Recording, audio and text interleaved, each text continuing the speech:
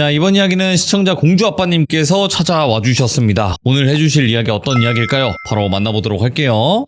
예, 돌비님. 아이고, 공주아빠님 늦은 밤 기다려주셔서 감사드립니다. 아유, 반갑습니다. 네. 자, 일단은 공주아빠님께서 오늘 해주실 이야기 어떤 이야기가 될까요? 오늘은 부동산 관련된 직업 계담이고요. 근데 예. 이제 제가 직접 겪은 이야기는 아니고 제가 근무하고 있는 저희 사무실이 있는 이 동네에서는 좀 굉장히 오래되고 좀 유명한 이야기입니다. 그걸 하나 해드리려고요. 알겠습니다. 그럼 바로 출발을 해보도록 할게요. 렛츠고! 일이십니다. 공주아빠예요.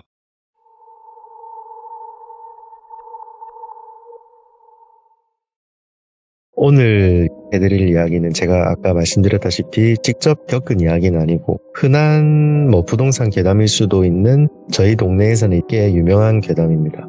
저희 동네에는 조금 희한한 건물이랑 주인이 있는데요. 이제 그 주인은 40대 중반 정도 된 여성분이고 건물은 올해 한 20년 정도 된 4층짜리 다가구 건물입니다. 처음 이 건물을 제가 본 거는 부동산업을 완전 초창기 때 한 6, 7년 전입니다. 하루는 제가 그 건물 앞을 지나가는데 건물 옥상에서 막 시끌벅적하게 무슨 행사 같은 걸 하고 있더라고요. 그래서 아니 저 옥상에서 무슨 행사를 하는 거지 싶어서 제가 그 건물 옥상으로 살짝 올라가 봤습니다.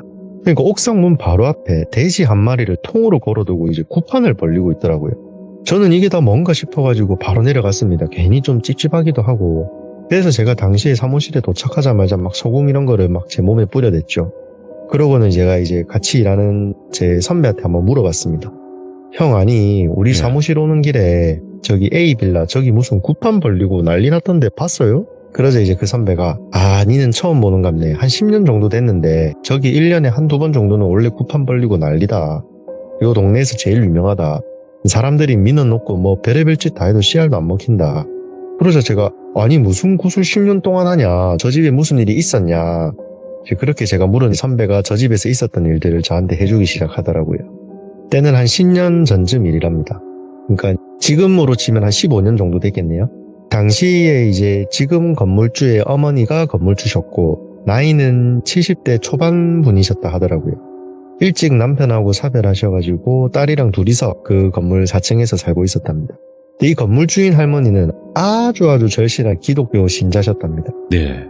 부동산에 계약하러 올 때마다 부동산 직원이나 손님한테 기독교 아니면 계약 안 한다고 장난인지 진심인지 모르겠는데 무튼 그런 말도 막 내뱉을 정도의 아주 맹신자였다 하더라고요.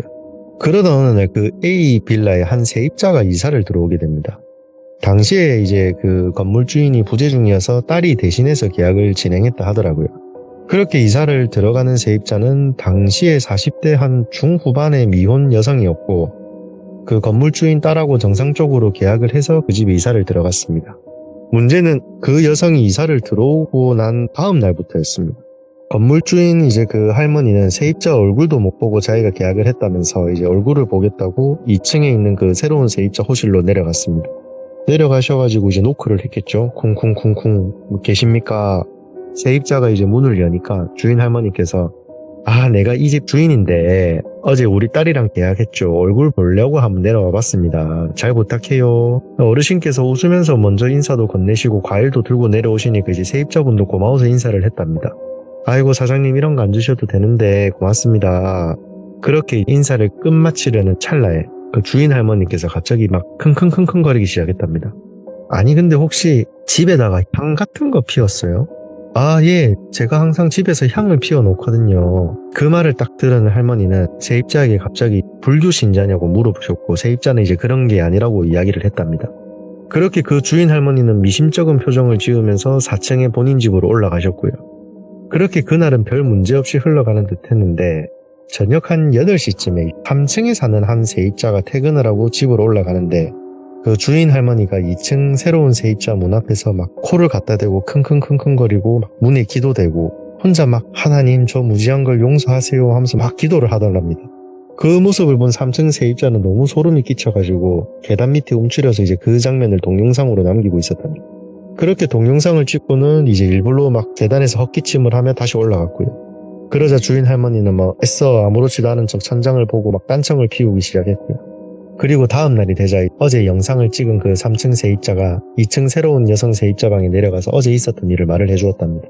보통 사람이면은 무섭기도 하고 기겁을 했을 텐데 이상하게도 그 2층 세입자는 영상을 보면서 마치 다 아는 것처럼 태연하게 말을 했다더라고요. 아, 괜찮아요. 할머니도 나쁜 분 아니신데요. 뭐 걱정해 주셔서 고맙습니다. 신경 쓰지 마세요. 그러고는 자기 방에 들어갔답니다. 예. 3층 세입자는 좀 머쓱하기도 해서 그냥 앞으로 신경 안 써야겠다 하며 올라갔고요. 그리고 또 며칠 뒤에 2층 세입자가 오전에 출근을 하려고 집을 나서는데 그 주인 할머니가 집 1층에서 기다리고 있었답니다. 우연히 만난 건지 일부러 그 사람을 기다린 건지 모르겠는데 아무튼 만났다 하더라고요. 출근하나 봐? 아, 예, 안녕하세요. 네, 출근해요. 그렇게 인사를 받자 할머니가 갑자기 혹시 자네 무슨 일에 이러더랍니다. 그러자 2층 세입자는 왜요? 뭐 때문에 그러세요? 아니, 자네 방문 앞에 향 냄새도 그렇고 처음 인사하러 갔을 때 현관에 무슨 불상 같은 것도 있고 해서 그러는 거야. 아, 예, 말씀 안 드렸나 보네요. 제가 무속인이에요. 지금 법당에 출근하고 있는 거예요. 그 이야기를 듣자마자 그 주인 할머니 얼굴이 시뻘개지면서 아무 말도 안 하고 건물 안으로 휙 들어가답니다. 예. 그렇게 2층 세입자도 뭐 무안하고 뻘쭘하지만 그냥 그러려니 하고 출근을 했다 하더라고요. 그렇게 오후 한 6시쯤 그 2층 세입자가 퇴근을 하고 이제 집에 도착을 하니까 본인 호실 입구에 팥하고 소금 막 이런 게 잔뜩 벌어져 있고 문 손잡이에는 회개해라는 쪽지가 붙여져 있었답니다. 그걸 본 2층 세입자는 에휴 할머니께서 많이 불편하셨나 보다 하고 이제 복도에 어질러진 팥하고 소금 이런 거를 쓸어 담고 집으로 들어갔다 하고요. 그렇게 또 다음 날이 되어서 출근을 하려고 나서니 또 문 앞에 회개하라는 쪽지랑 팥하고 소금이 널브러져 있었다 하더라고요. 예. 그렇게 2층 세입자는 뭐 이제 본인 급한 일들만 좀 마무리를 하고 이사를 가야겠다 생각을 하며 또 쓸고 닦았답니다. 그렇게 또 6시에 퇴근을 해서 들어오니까 또 쪽지랑 팥소금. 일주일 내내 그러한 할머니 행동이 무한 반복이었다 하더라고요. 당시 다른 세입자들도 이제는 다 알 정도로 그 할머니는 도를 넘기 시작을 했고요. 그런데도 그 2층 세입자는 단 한 번도 짜증을 내질 않았답니다. 그러던 어느 날 또다시 2층 세입자가 출근을 하려고 방문을 여는 순간 뭔가가 발밑에 미끌거리더니 순간 뒤로 확 넘어졌답니다.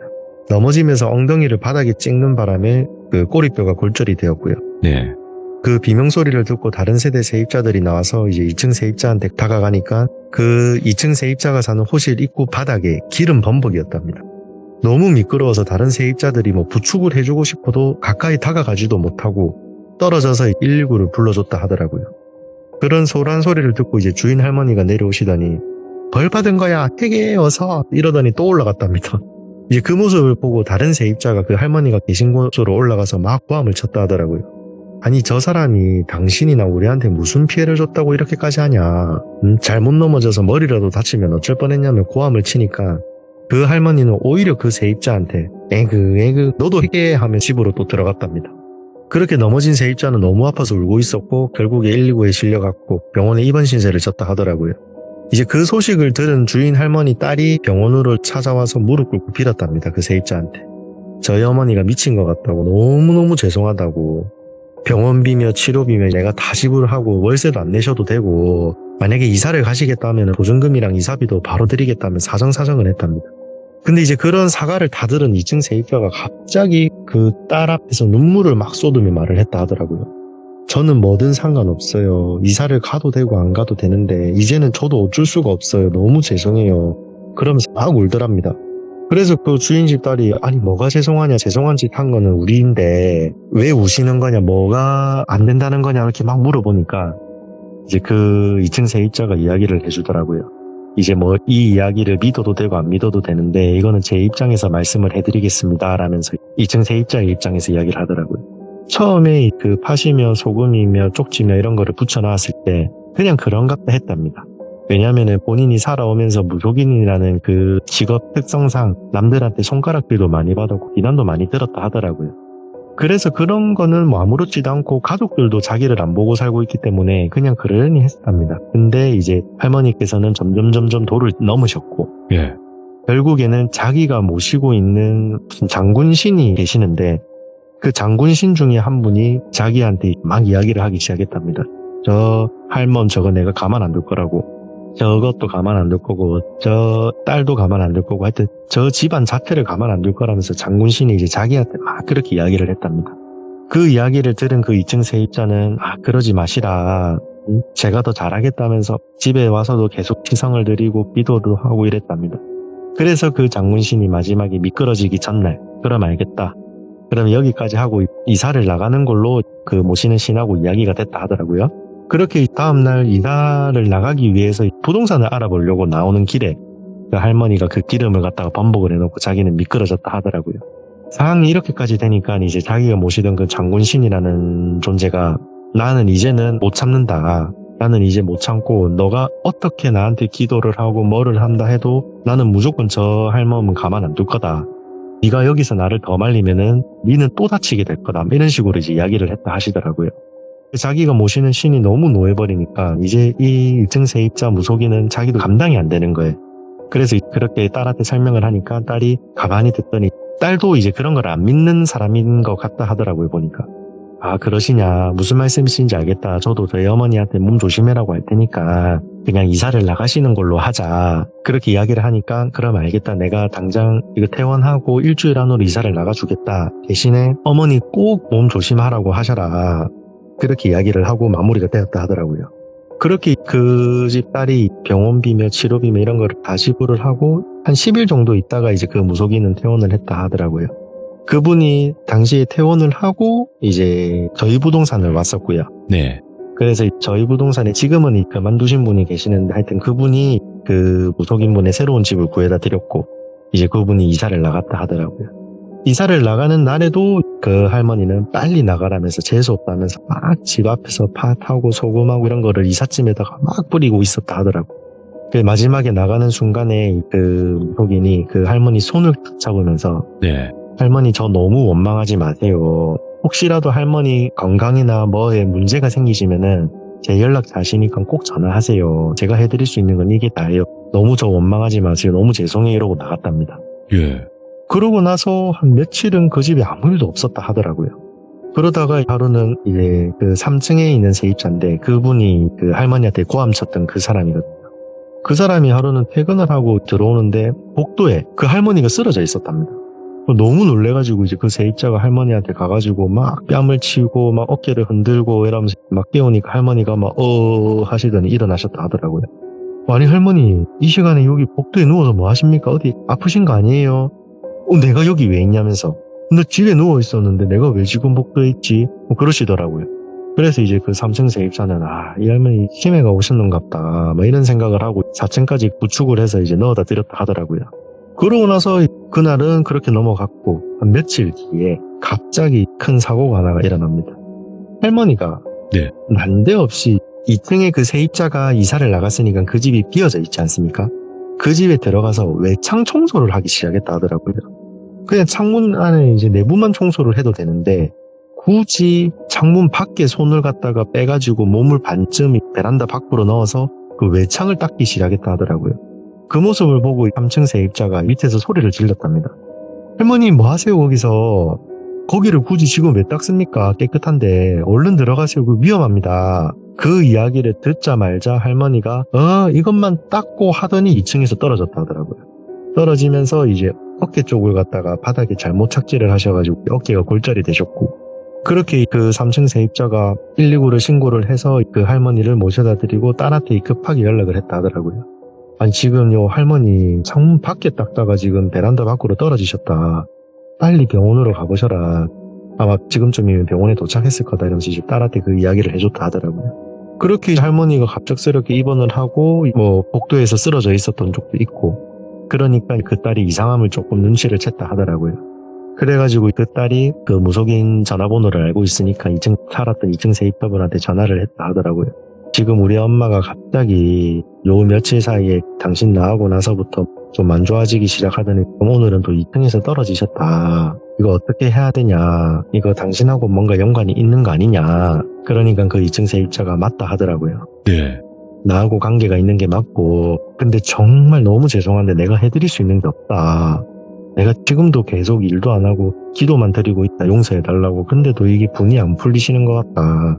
그러니까 이제 딸이 어떻게 해야 되냐 하니까 마지막으로 이제 자기가 모시는 신을 달래는 무슨 굿을 한번 해보겠다 하더라고요. 근데 이제 그 할머니께서 오시면 또 난리를 피우실 수 있으니까 따님 분만 오셔라.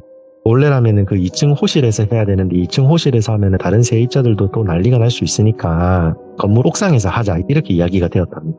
그렇게 서로 일정을 조율을 하고 그 건물 옥상에서 이제 구판을 벌렸고요. 예. 다행히도 그 할머니가 입원하고 있는 도중에 구술했답니다. 왜냐하면 태어나면 또 난리가 날까봐. 근데 이 할머니가 참 뭐에 씌인 것도 아닌데 어이가 없는 게 할머니가 퇴원하기까지 한 2, 3일이 남았는데 그날 병원에서 무단으로 나오셔서 집에 들어오신 겁니다. 이미 옥상에서는 무속인을 포함해서 그 관계자들이 여러 명이 와서 구판을 벌리고 있었고요. 할머니는 자기 집에 도착을 하자마자 옥상에서 뭐 시끄러운 소리가 나서 이제 올라가니까 그런 상황을 목격을 하신 거죠. 할머니는 이제 그 무속인의 뺨을 갑자기 가가지고 때리면서 이게 지금 우리 집에서 뭐 하는 짓이냐면서 이 회개망측한 것들아 이러면서 이제 막 그 제사상이며 뭐며 이런 거를 다 엎어버리기 시작했다 하더라고요. 그 모습을 본 그 집주인 따님이 그 할머니를 막 뜯어말리면서 이거 다 엄마 살리려고 하는 건데 뭐 하는 거냐면서 제발 좀 진정을 해라 하니까 또 그 할머니는 니도 이 사이비에 빠져가지고 미쳤구나 이러면서 이제 또 딸도 따기를 때리면서 난리가 났었다 하더라고요. 와. 그래서 이제 2층 세입자분이 할머니 진정하시고 제가 할머니한테 뭐 나쁜 짓 하려는 게 아니라 이제 상황을 다 설명을 했답니다. 할머니께서 저한테 계속 이렇게 억하심정을 가지시고 나쁜 행동을 하시니까 제가 모시는 신이 노했다. 그래서 그 신을 달래려고 하는 거니까 할머니 지금도 봐라 어깨에 다치시지 않았나. 앞으로 시간 지나면 또 다치실 거다. 그러니까 내 말을 듣고 그냥 가만히만 계셔달라 이렇게 이야기를 했답니다. 근데 또 할머니가 내가 다친 거랑 너랑 무슨 상관이냐 하면서 신은 하나님뿐이다면서 또 불상을 다 엎고 난리가 났답니다. 그래서 이제 마지막에는 이 무속인이 딱 정색을 하면서 그 따님 쪽을 보면서 딱 한마디 했다 하더라고요. 앞으로 연락하지 마세요. 그러고 딱 철수를 했답니다. 자기 예. 관계자들 다 데리고 딱 철수를 했다 하더라고요. 그러고 나서 그 무속인이 떠나고 딱 정확하게 일주일 뒤에 그 할머니가 돌아가셔요. 어떻게 돌아가시냐면은 예. 그 무속인들 옥상에서 그 구판을 벌렸다고 했지 않습니까?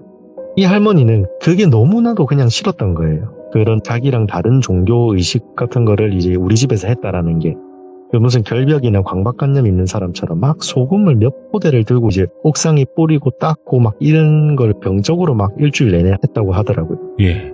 딸이 뜯어 말려도 보고 막 해도 이제 막 듣지도 않고 그러다가 옥상 난간에 서가지고 옥상 난간 쪽을 갖다가 이제 소금으로 막 닦다가 거기서 추락사를 해서 돌아가셨다 하더라고요. 이제 그렇게 해서 돌아가시고 나서 장례도 다 치르고 막 그렇게 정리를 하고 이제 자녀가 그 딸밖에 없었거든요. 딸은 결혼도 안 했고.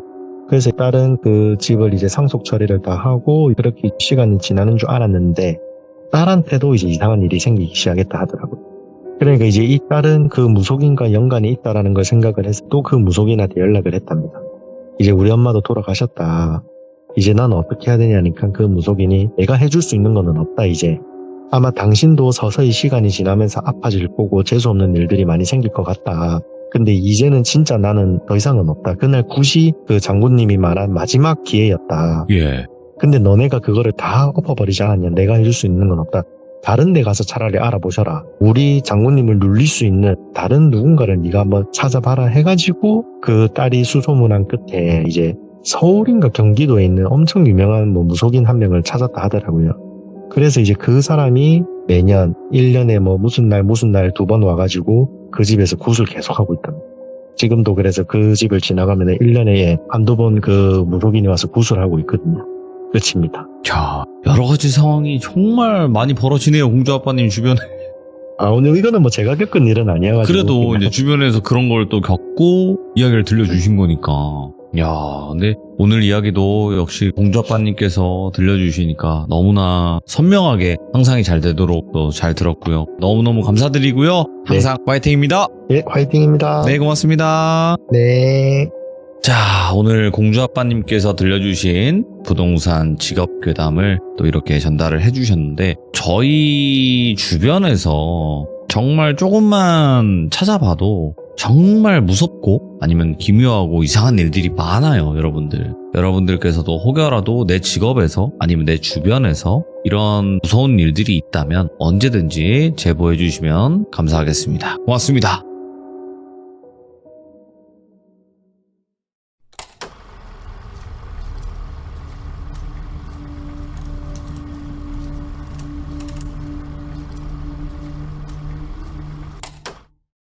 자, 여러분들 안녕하십니까. 이번 이야기는 시청자 공주아빠님께서 시들무에 찾아와 주셨습니다. 그 공주아빠님은 여러분들 잘 아시겠지만 모르시는 분들을 위해서 한 번 더 말씀을 드리면 현재 공인중개사를 하고 계시고 공인중개사를 하시면서 여러 가지 무서운 일들을 많이 겪으셨던 분이에요. 또 영적인 그런 감각도 있으신 분이었기 때문에 그래서 오늘은 어떤 이야기가 될지 같이 한번 들어보도록 하겠습니다. 안녕하십니까. 아이고, 이 목소리 오랜만입니다. 네, 너무 오랜만에 뵙는 것 같네요. 네.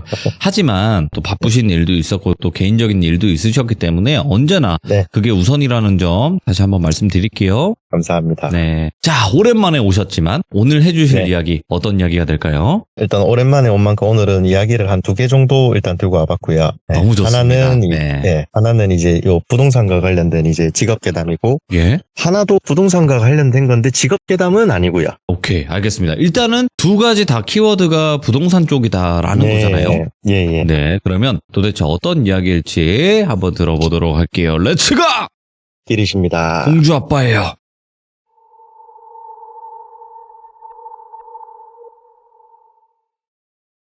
오늘 제가 오랜만에 해드릴 이야기는 직업괴담과 관련된 이야기고, 또 집이랑 관련된 것보다도 일단 사람에 먼저 좀 관련된 이야기입니다. 한 5년 정도 되었겠네요. 제가 당시에 대학생들을 대상으로 이제 한창 원룸이나 이런 것들을 막 열심히 중개를 하던 시기였습니다. 제가 있던 그 동네가 뭐 비싸고 잘 사고 그런 동네가 아니라서 그런지 모르겠는데 꼭 동네에 좀 유별난 사람들이 많이 있는 하여튼 그런 동네였거든요. 예. 아무튼 제가 있는 동네에 조금 젊은 여성분이랑 남성분이 같이 이렇게 부부가 공동으로 들고 있는 원룸 건물이 하나가 있었습니다. 거기가 이제 4층짜리 건물인데 1층은 주차장이고 2층부터 4층까지 원룸이 있고 4층에 주인집이 있는 그런 건물이었거든요. 이 집을 제가 A주택이라고 하겠습니다. 이 A주택 주인분들이 나이가 제가 기억하기로 당시에 한 33, 4? 좀 젊은 분들이었고요. 남편하고 둘이서 그 건물을 관리도 하고 거기서 살고 있고 건물에 뭐 대출이나 뭐 이런 것도 없는 괜찮은 건물이었던 걸로 제가 기억이 나거든요.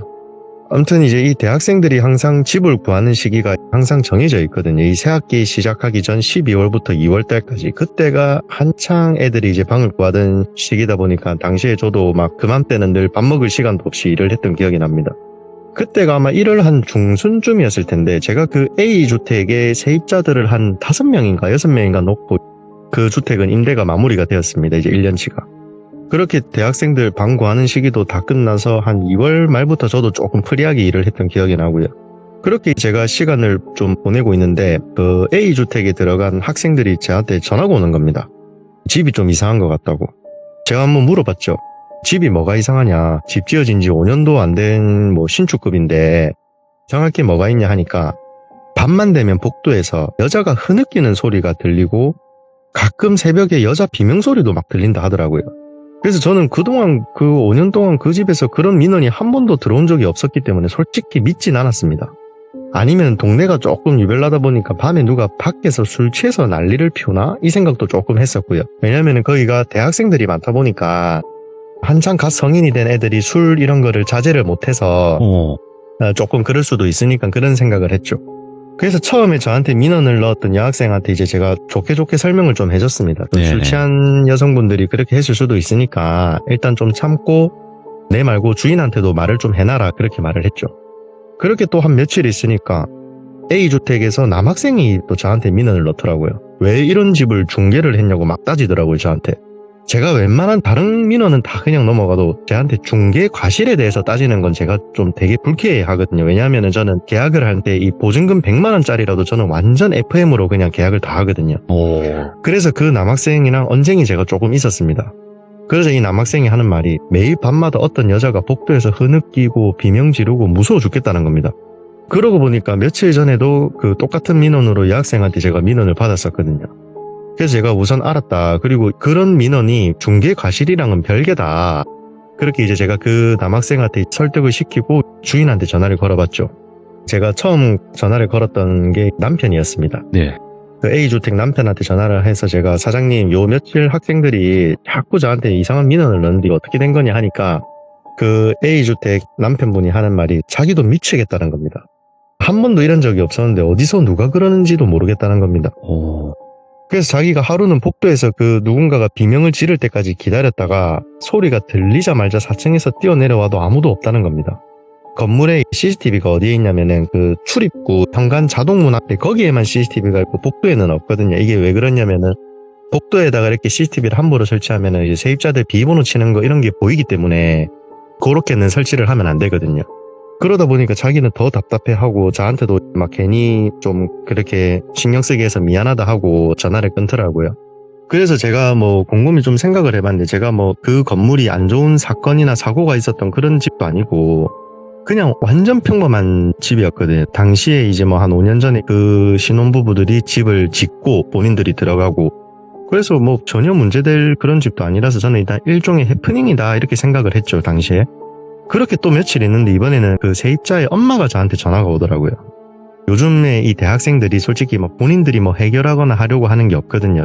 솔직히 애들 보면은 전구 하나 교체 못 해가지고 부동산에 전화하거나 뭐 엄마 아빠를 부르거나 기사를 부르 그러는 젊은 친구들이 정말 많아요. 아무튼 이 엄마라는 분이 전화가 와서 왜 이런 유별난 집을 중개를 하냐, 이거 당신 과실이라면서 막 저한테 법을 운운하면서 설교를 하더라고요. 예. 이제는 저도 막 민원 전화 받는 것도 너무 짜증나서 그 엄마라는 분한테 말을 했죠. 제가 무슨 보증금 떼먹는 집을 중개한 것도 아니고 사건이나 안 좋은 사고가 일어나는 집을 중개한 것도 아니고 멀쩡한 원룸을 중개했는데 밤에 시끄럽다고 저한테 과실 운운하는 건 어떤 법에 제가 걸리는 거냐고 저도 따지기 시작했죠. 그랬더니 그 엄마라는 사람이 자기 애기 집에 가서 막 같이 있어 보라면서 잠을 못 잔다면서 그러더라고요. 그래서 제가 그 자녀분 연락처를 다시 받아가지고 전화를 하니까 아들이더라고요. 제가 여학생이면은 밤에 무섭고 해서 그러려니 하겠는데 다 큰 성인 남성이 밤에 무섭다고 엄마한테 전화해서 부동산에 민원 놓고 참 좀 답답하더라고요, 당시에. 예. 그래서 제가 이제 그 남학생한테 전화를 해서 제가 물어봤죠. 주로 몇 시에 심하냐 하니까 밤 12시부터 새벽 3시 사이라고 하더라고요. 알았다고 제가 전화를 끊었습니다. 솔직히 여기서 제가 뭘 어떻게 해줄 수 있는 것도 없고 집주인한테 전화해서 12시부터 3시 사이라고 하니까 꼭 좀 잡아달라고 했습니다. 저도 스트레스 받아 죽을 것 같다고. 그렇게 또 하루 이틀 지났는데 이번엔 또 다른 학생이 저한테 장문의 문자를 또 보내더라고요. 문자 내용이 뭐냐면은 그동안 복도에서 비명소리며 흐느끼는 소리 다 참았는데 오늘은 호실 앞에 고양이 사체랑 쥐 사체가 놓여져 있다. 예. 이건 아닌 것 같다라고 문자가 오더라고요. 그리고 그 학생이 당시에 저한테 그 문자를 고양이 사체를 보냈는데 이제 막 그 어플 이런 걸로 좀 모자이크는 해놨더라고요. 그걸 보고 저도 와 이게 다 뭔 일인가 싶어서 막 거기로 가봤죠, 주택으로. 예. 주택으로 가니까 집주인 아내분이 막 울고 있고 호실 앞에 고양이랑 쥐 이런 그 동물들 사체가 한 3마리 4마리 정도가 2층이나 3층 호실 문 앞에 놓여져 있더라고요. 근데 제가 거기서 그거를 보고 저도 너무 충격을 받아가지고 가만히 서 있는데 어떤 30대 한 중후반으로 보이는 여성 세입자가 막 소리를 지르더라고요. 예. 아니 누가 죄 없는 동물들한테 이런 짓 했냐면서 집주인은 도대체 무슨 원한을 살고 다니길래 막 이러냐면서 그 주인 아내분한테 막 소리를 지르더라고요. 그 소리를 들은 이제 주택 그 주인 아내분도 아니 내가 뭔 잘못했냐면서 살면서 남한테 쓴소리나 아쉬운 소리 한 번 안 하고 살고 있는데 당신이 뭘 하냐면서 또 그 세입자한테 소리를 치더라고요. 싸움 났네. 아이고. 그렇죠. 더 있으면 이제 서로 감정만 더 상하고 싸움만 더 생길 것 같아. 제가 일단은 유일하게 당시에 제가 남자여가지고 중재를 좀 시켰습니다. 싸움을 중재를 시키고 저랑 그 30대 중반 여성 세입자는 1층으로 내려왔고 주인분은 4층 본인 집으로 올라갔습니다. 네. 이제 직장에서 근무하던 남편분이 와서 고양이 사체들 치우고 경찰분들이 오셔갖고 그 사진 다 찍어 가셨고 그렇게 1층으로 내려오니까 그 30대 중반의 그 여성 세입자가 저한테 여기 세입자냐고 물어보더라고요. 그래서 저는 아니다. 나는 요 근처에서 부동산 하는 사람인데 내가 이번에 이 집에 세입자를 내가 다 넣어가지고 하도 민원이 많이 들어와서 한번 와봤다. 그렇게 말을 하니까 이 사람이 하는 말이 저한테 막 집주인 그 아내분을 욕을 막 하기 시작하더라고요.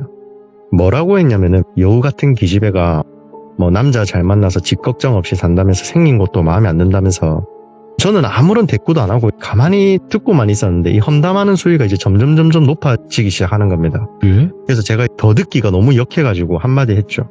아니 저 주인이 그쪽한테 무슨 피해를 줬습니까? 월세도 그렇게 비싸게 받는 것도 아닌데 이 동네에서.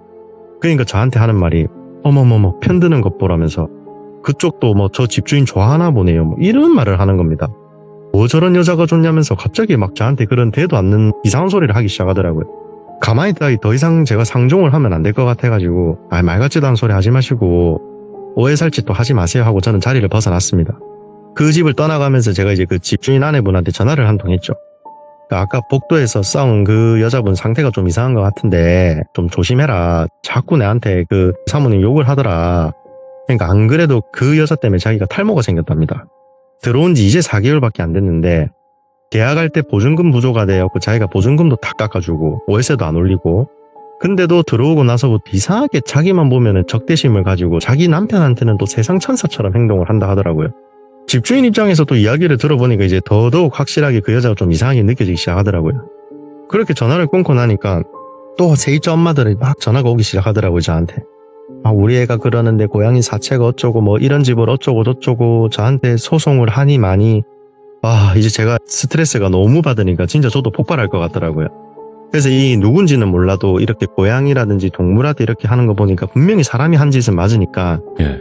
이 사람을 내가 꼭 잡아야 되겠다. 자꾸 가만히 놔두면 안 되겠다. 이런 생각이 딱 들더라고요. 그래서 제가 사무실에 가서 혼자 곰곰이 생각을 하고 인터넷에 막 검색을 하다가 당시에 CCTV인데 이게 그 전선 배선을 연결을 안 하고 무선으로 할 수 있는 이런 CCTV가 있다 하더라고요. 그게 딱 생각이 나서 제가 그 A주택 그 남편분한테 전화를 했죠. 요즘에 사장님 이런 CCTV가 있다. 우리 한 3일 정도만 복도 천장에 최대한 사람들 안 보이는 곳에 설치를 해서 우리 누가 이런 장난을 치고 나쁜 짓을 하는지 한번 알아보자 했습니다. 이 범인만 특정되면은 이 카메라 영상만 증거자료 남기고 CCTV는 바로 파기하자. 그러니까 이제 주인도 좋다면서 알겠다고 바로 설치하겠다고 하더라고요. 그렇게 주인분이랑 저랑 그 주택 복도 2층이랑 3층 쪽에 최대한 계단이랑 가까운 곳에 설치했습니다. 왜냐하면 이게 세입자들 현관 쪽에는 뭐 비밀번호 이런 게 보이니까 큰일 나니까 절대 안 보이게끔 하고 최대한 안 보이는 곳에다가 이제 주인분하고 저하고 같이 설치를 했죠. 2대를. 예. 그러고 나서 이제 저희가 상황을 좀 지켜보기로 했습니다. 그렇게 고양이 사체 사건이 있고 그 다음날 저희가 바로 설치를 했거든요. 그날은 아무 일도 없었어요. 그리고 그 다음날 이제 사건이 일어났습니다. 예. 그 CCTV가 이게 상하 좌우 이동이 가능한 카메라인데 평소에는 저희가 이제 땅바닥을 그러니까 계단을 향하도록 설치를 해놨거든요. 예. 근데 여기가 이제 소리가 녹음되는 CCTV다 보니까 뭐 누군가가 흐느끼거나 비명소리가 들리면 그때 카메라를 머리로 올려서 누군지를 확인을 해보려고 땅바닥을 비추고 있었습니다. 이제 주인분 혼자서 CCTV 확인이 어려우니까 저하고 같이 제 폰에도 블루투스 연결을 해서 자기 전에 이제 서로 틀어놓고 자기로 했죠. 그렇게 고양이 사건 셋째 날에 제가 집에서 잠을 자고 있었고 CCTV 화면으로 그 폰을 틀어놓은 채 제가 잠을 자고 있었습니다. 새벽 한 2시, 3시쯤 되었나? 휴대폰을 통해서 여자 비명소리가 찢어지게 들리더라고요. 으악 하면서 저는 순간 저희 집에 무슨 귀신이라도 왔나 싶어가지고 우와 하면서 막 눈을 번쩍 떴습니다. 뜨고 정신을 차리자마자 CCTV 화면을 딱 올려보니까 그 3일 전에 집주인하고 복도에서 싸운 그 여자 있죠. 저한테 그 집주인 막 험담하던 그 여자가 2층 복도에서 비명을 한번 딱 지르고 3층 복도에 올라가서 또 지르고 본인 집으로 슉 하고 들어가더라고요. 뭐야 이거? 근데 이 사람이 얼마나 영악하냐면은 예. 본인 집 도어랑 문이 열고 닫히는 소리가 안 나게 하려고 건전지를 빼놨더라고요. 머리를 엄청 쓴 거죠. 그렇게 제가 새벽에 그 영상을 보자마자 그 A주택 그 남편분한테 전화를 해서 이 녹화된 거 빨리 확인해라. 그리고 제가 보고 들은 것들을 다 설명을 해줬죠. 이 사람이 어떻게 했고 그동안 왜 이게 흔적이 없었는지 도어랑 건전지를 빼놨기 때문에. 그러니까 이제 막 전화기 너머로 막 난리가 나더라고요. 주택 주인 남편은 막 때려 죽이겠다면서 막 흥분을 하고 있고 아내는 말리고 있고 제한테도 전화기 너머로 다 들리더라고요.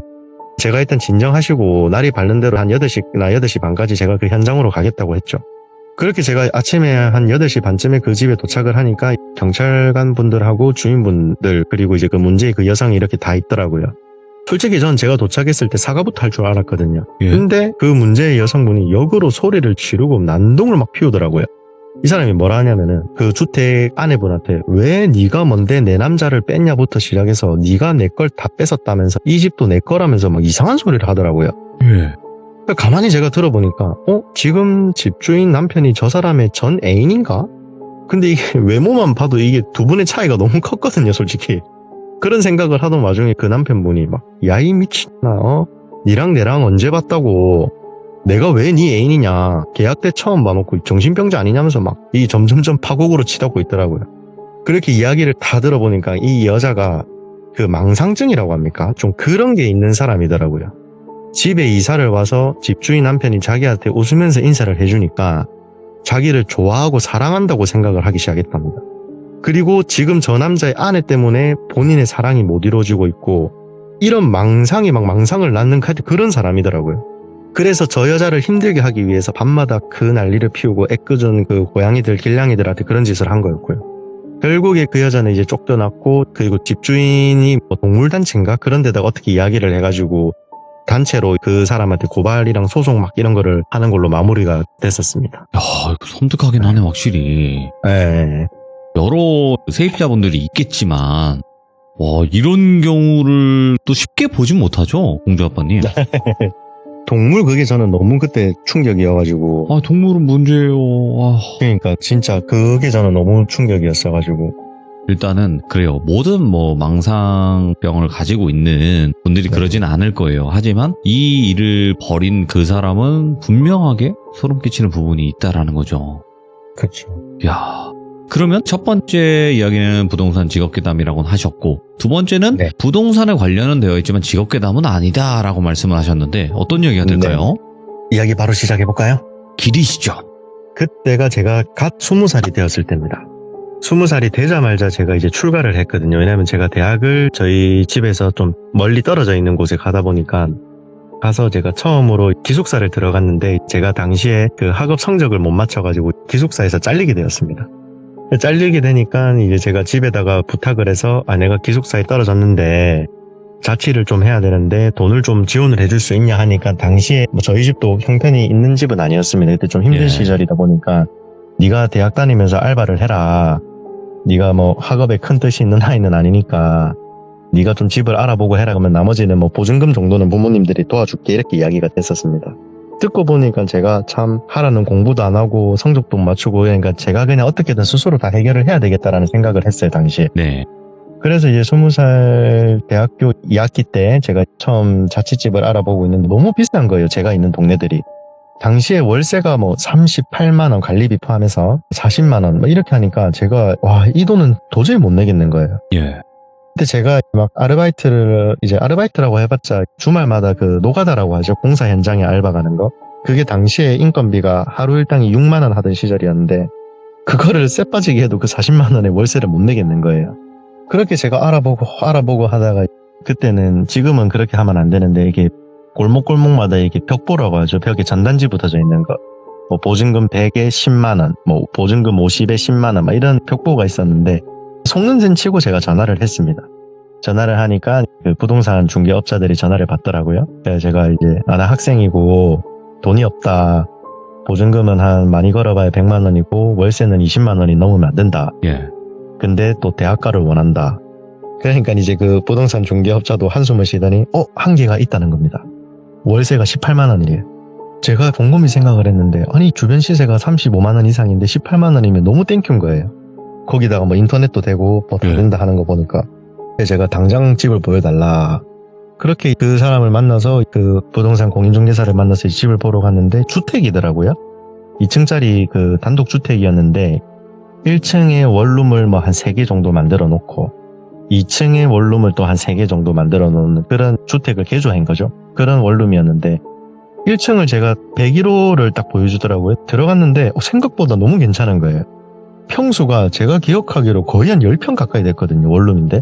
와, 이거를 내가 혼자서 쓴다고? 이거 너무 커서 혼자 못 쓰겠는데 생각이 들 정도로 큰 원룸이었어요. 그래서 뭐 이거는 뒤도 돌아볼 거 없이 계약을 했죠, 제가. 그래서 제가 군대는 당시에 조금 늦게 갈 생각을 하고 있어가지고 이제 1년으로 계약을 했었습니다. 1년으로 계약을 하고 이제 집에다가 짐을 풀고 이렇게 누워있는데 와, 집이 너무 넓고 제 마음에 드는 거예요. 당연히 오래되고 구축이고 지어진 게 80년도인가 그랬거든요. 그래도 첫 자취고 이러다 보니까 저한테는 그게 완전 호텔처럼 느껴지는 거예요. 그렇게 제가 이제 그 집에서 첫날 밤을 보내고 두 번째인가 세 번째 밤이었나? 하여튼 3일째 정도 되던 날이었습니다. 주말이었는데 제가 늦게까지 잠을 자고 있는데 누군가가 제 문을 두드리더라고요. 그 집이 뭐 도어락이 있고 그런 집이 아니라 그냥 대문 파란 색깔 대문 손잡이 돌리는 그런 문이었거든요. 누가 문을 철문을 팡팡팡팡 치면서 계십니까? 계십니까? 소리를 지르는 거예요. 그래서 제가 자다가 일어나서 누구세요? 라고 문을 여니까 어떤 남자분이랑 여성분이 정장을 입고 저를 찾아왔더라고요. 그래서 어디서 오셨냐 하니까 잠깐 이야기를 좀 나눌 수 있냐면서 제가 들어오시라고 하니까 이 사이비 종교 홍보하는 그런 사람들이었던 거죠. 되게 유명한 사이비 종교인데 제가 그 이름은 말을 안 할게요. 하여튼 이 사람들이 들어와서 뭐 할 말이 있는 것처럼 하더니 그 자기들 종교에 대해서 막 홍보를 하기 시작하는 거예요. 듣다가 저는 지금 잠이 너무 와 죽겠는데, 왜냐면 어제 술을 많이 먹었기 때문에 이 사람들이 계속 이상한 소리를 하니까 이제 제가 빨리 나가라 하고 이제 그 사람들 돌려보냈어요. 돌려보냈는데 그 다음 날이 되면 또 찾아오고 이제 제가 미치겠는 거예요. 이 사이비 종교 애들 때문에. 예. 얘네들이 낮과 밤이 없어요. 그냥 저녁 7시에 왔다가 다음 날은 오전에도 오고, 와, 그러다가 제가 너무 화가 나가지고 프라이팬을 들고 그 사람들을 때리려고 막 제가 협박을 했죠. 한 번만 더 오면은 진짜로 내 가만 안 둘 거라고. 그러니까 이제 그때부터 걔네들이 안 오더라고요. 무섭긴 했나 봐. 네, 그래가지고 제가 이제 최대한 센 척을 했던 거죠, 어린 나이에. 그러고 제가 그 집에 있는데, 이 집이 좀 뭔가 이상한가? 이런 생각이 또 들더라고요. 왜 자꾸 저런 사이비 종교 애들이 찾아오는 거지? 근데 이제 이만큼 했으니까 안 오겠지 하는 생각으로 그날 마지막으로 후라이팬 휘두른 날에 잠을 잤는데, 밤에 한 9시인가 10시 정도밖에 안 됐습니다. 누군가가 제 집 방문 앞에서 울고 있더라고요. 애기가 막 응애 이러면서 막 울길래 제가 이 무슨 소리지 싶어가지고 제가 그 대문 쪽으로 귀를 좀 대봤습니다. 그러니까 저희 집 대문 바로 앞에서 어떤 아기가 막 응애 막 울고 있는 거예요. 제가 너무 놀래가지고 이 시간에 애기가 왜 울지 하고 문을 탁 열으니까 새까만 고양이 한 마리가, 그 노란 눈동자를 가진 새까만 검은 고양이가 제 대문 바로 앞에 쪼그려 앉아고 저를 보면서 막 응애 막 이렇게 소리를 내면서 울고 있는 거예요. 순간 소름이 확 올라오는 거예요. 이게 뭐지 싶어가지고 제가 이 애를 좀 쫓아내려고 손으로 이렇게 어이 하는데 얘가 갑자기 막 이러면서 이빨을 막 다드러내고 저를 막 그렇게 털을 세우면서 보는 거예요. 예. 너무 놀래가지고 제가 방문을 쾅 닫았죠.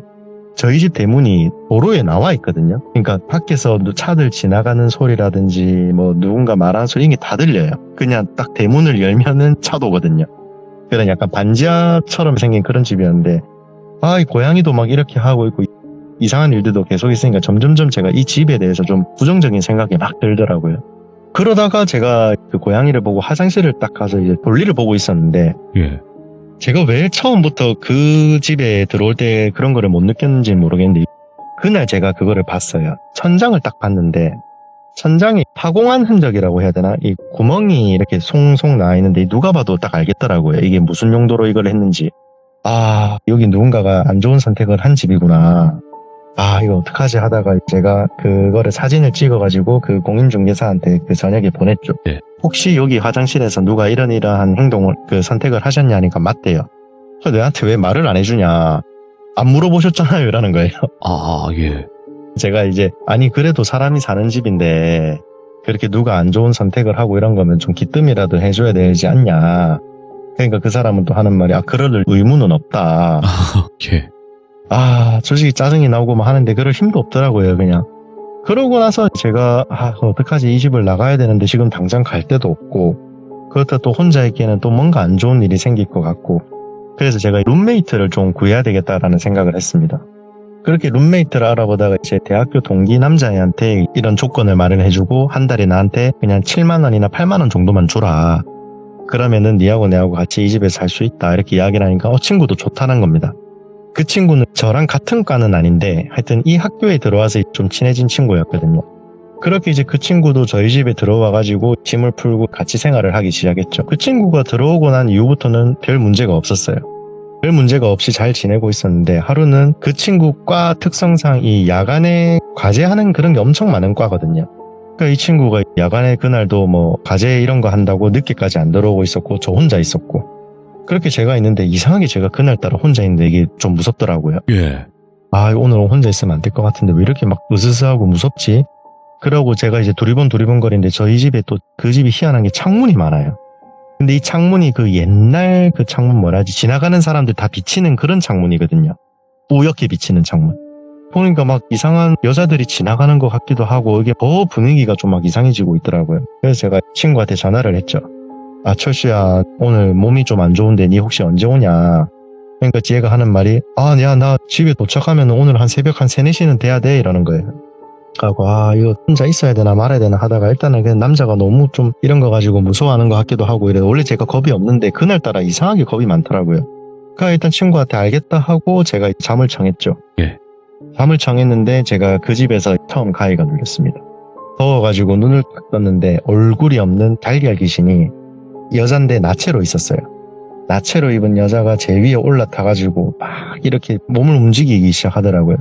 그러더니 제가 이 여자를 선명하게 봤는데 얼굴이 하나도 없어가지고 너무 무서워가지고 제가 소리를 질렀죠. 소리를 지르니까 이 애가 내를 딱 보더니 깼다 이러더니 제 머리끄댕이를 잡고 막 화장실 쪽으로 질질질질 끌고 가기 시작하더라고요. 예? 그래서 제가 막 살려달라고 발버둥을 치는데 제 몸은 제가 자던 그 공간에 그대로 있고 분명히 저는 지금 화장실 쪽으로 딸려 들어가면서 아래를 보니까 제 몸은 또 밑에 그대로 있더라고요. 마치 영혼이 유체 이탈하는 것처럼. 그 느낌이 되게 불쾌하고 구역질 나는 하여튼 그런 느낌이었는데 그러다가 제가 막 발버둥을 치다가 잠에서 깼죠. 깨니까 온몸에 땀이고 뭐고 막 다 흘리기 시작하더라고요. 그래가지고 제가 냉장고 열어서 물 한 잔을 마시고 그 거실 바닥에 앉아가지고 그냥 혼자서 담배에 불을 붙이고 담배를 피우면서 막 좀 진정을 하려고 했어요. 그러자 딱 문 앞에서 또 애기 울음소리가 들리는 거예요. 또 응애 하면서 예. 저는 이제 또 고양이가 또 왔구나.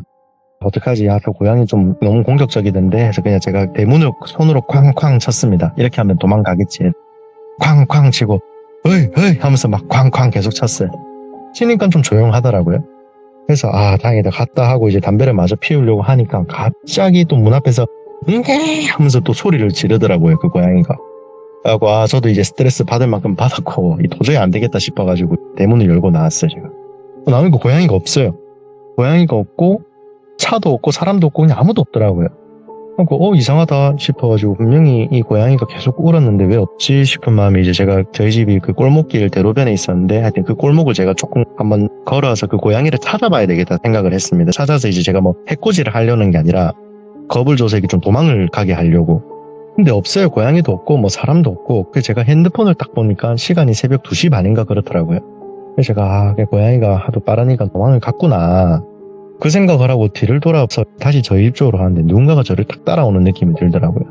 그래서 제가 누구지 하다가 제가 뒤를 휙 하고 돌아보니까 흰 색깔 원피스를 입은 한 4살짜리 여자애? 빨간 색깔 책가방을 딱 둘러매고 엄청 이쁘게 생겼어요. 얘가 포터트럭 뒤에 딱 숨어가지고 저를 쳐다보고 있더라고요. 제가 얘야 너 집에 안 가? 이러니까 얘가 아무 말도 안 하고 포터트럭 뒤에서 얼굴을 반만 딱 내밀고 저를 계속 쳐다보고 있어요. 그래서 제가 이제 그 애기 쪽으로 천천히 걸어갔죠. 혹시라도 애기한테 담배 연기 가면 안 되니까 담배도 버리고 제가 걸어갔어요. 걸어가가지고 애기를 바로 앞에 제가 쪼그려 앉아가지고 애기랑 눈을 마주치고 물어봤죠. 애기야 지금 시간 늦었는데 너 왜 집에 안 가고 여기 있어? 라니까 애기가 아무 말도 안 해. 아무 말도 안 하고 포터트럭 그 번호판 쪽을 손으로 꼭 붙들고 계속 숨어 있는 거예요. 그래가지고 제가 너무 근데 애기가 이쁘게 생겨가지고 저도 모르게 이제 애기 머리를 쓰다듬었거든요. 애기야 늦었으니까 얼른 집에 가 이러고 머리를 쓰다듬는데 얘가 갑자기 그 고양이가 아까 내던 소리 있잖아요. 응애 이러면서 저를 보면서 소리를 탁 지르는 거예요. 너무 놀래가지고 넘어지고 집까지 그냥 뛰어갔죠. 뛰어가가지고 와 이 동네 진짜 떠나야 되겠다 하고 또 시계를 보니까 이제 또 시간이 새벽 3시인 거예요. 생각을 해보니까 새벽 3시에 한 4살짜리 애기가 혼자서 책가방을 들고 있다? 이게 또 말이 안 되잖아요. 하고 내가 지금 뭐가 씌었구나 단단히. 내 진짜 뭐가 지금 잘못되고 있구나 생각을 하고 제가 이제 물 한 잔을 더 먹는데 또 문 앞에서 응애 소리가 나기 시작하는 거예요. 이제 그때부터는 그냥 완전 패닉 상태가 딱 되더라고요. 그때부터는 무섭고 이런 감정을 떠나가지고 내가 죽을 것 같다라는 생각이 딱 들기 시작을 하더라고요. 그래서 제가 주방에 있는 그때 식칼을 하나 들고 이렇게 된 거 그냥 어차피 이거 귀신 아니면 뭐 하여튼 뭐 이상한 그런 거 같은데 죽기 살기로 어떻게 해야 되겠다고 칼을 들고 이제 막 골목길을 나왔어요. 나와가지고 막 고래고래 소리를 질렀죠. 빨리 나와보라면서. 제발 좀 나와보라고 막 이렇게 하는데 당연히 뭐가 안 나오죠. 그렇게 혼자서 막 5분 동안 달밤에 생쇼를 다 하고 집으로 들어와서 칼을 내려놓으니까 또 창문 앞에서 응애 하기 시작하는 거예요. 진짜 미치겠더라고요. 그때부터는. 그 응애 소리를 딱 들으면은 그냥 식은땀이 줄줄줄 나고 막 몸이 안 움직이더라고요. 그렇게 제가 그 친구가 올 때까지 기다리는데 또 친구는 또 안 와요. 제가 막 전화를 받을 때까지 계속 하니까 얘가 이제 아마 학교에서 잠이 든 것 같은데 한 새벽 5시쯤에 전화를 받더라고요. 왜 무슨 일이야 이러면서 빨리 집으로 좀 오라고. 지금 뭐가 잘못됐으니까 빨리 오라고 하니까 그 친구가 오더라고요. 그 친구가 오니까 제가 완전 하루아침에 페인이 돼 있으니까 무슨 일이냐. 그래서 내가 이러이러한 일을 겪었다. 니는 혼자 있을 때 이런 적 없었냐. 그러니까 자기는 없었대요. 그래가지고 제가 그 다음날에 되자마자 그 부동산 업자한테 전화를 했죠. 전화를 해가지고 이 집에서 내 말고도 다른 사람들이 이런 일이 있었냐니까 이 사람이 되게 저한테 공격적으로 좀 말을 하더라고요. 좀 건들건들거리면서. 아니 뭐 어린 친구가 뭐 네가 겁이 많은 걸 왜 내한테 뭐 따지냐면서 제가 이 사람하고는 더 이상 대화가 안 되겠다 싶어서 제가 집주인한테 전화를 했습니다. 집주인분이 나이가 되게 많은 어르신이었거든요. 기억상으로 한 70대 중후반? 하여튼 그런 분이었는데 그 어르신한테 전화를 하니까 그 어르신이 제 전화를 받자마자 딱 뭐라고 하시냐면은 학생 별일 없어? 이라는 거예요. 그래서 제가 이 사람은 다 알고 있네. 제가 물어봤습니다. 어르신, 제가 이 집에 지금 들어온 지 일주일 좀 넘었는데 지금 저한테 이상한 일들이 너무 많이 일어난다. 어르신 안 믿으실 수도 있는데 제가 몸이 허한 게 아니라 밤에 이상한 애기 귀신도 나오고 고양이 귀신도 나오고 악몽도 꾸고 제가 미칠 것 같다. 예. 뭐 사이비 종교 애들은 하루가 멀다 하고 찾아오지를 않냐. 그러니까 이 어르신이 하는 말이 막 한숨을 쉬시더니 아이고 막 미안하다면서 그 보증금 돌려줄 테니까 나가라는 겁니다. 그래서 제가 어르신 나가는 거는 둘째고 여기서 무슨 일이 있었어요? 물어보니까 그거는 자네한테 말 못 해주니까 그냥 묻지 말고 나가달라는 겁니다. 그래갖고 제가 그 다음날에 바로 보증금 돌려받고 나가서 그 일이 마무리가 됐었죠. 그런 집이 하여튼 있었습니다. 공주 아빠님이 겪었던 이야기들을 이렇게 들어보잖아요. 진짜 왜 이렇게 순탄치 않을까? 야, 참 여러 가지 일들을 많이 겪으셨네요, 진짜로. 그렇죠. 네. 그래서 일단은 공주 아빠님께서 오늘 이야기 두 가지를 들려주셨는데 첫 번째 이야기도 굉장히 또 섬뜩했고 우리가 이게 사는 집에서 이런 네. 일들을 겪으면 굉장히 무섭잖아요.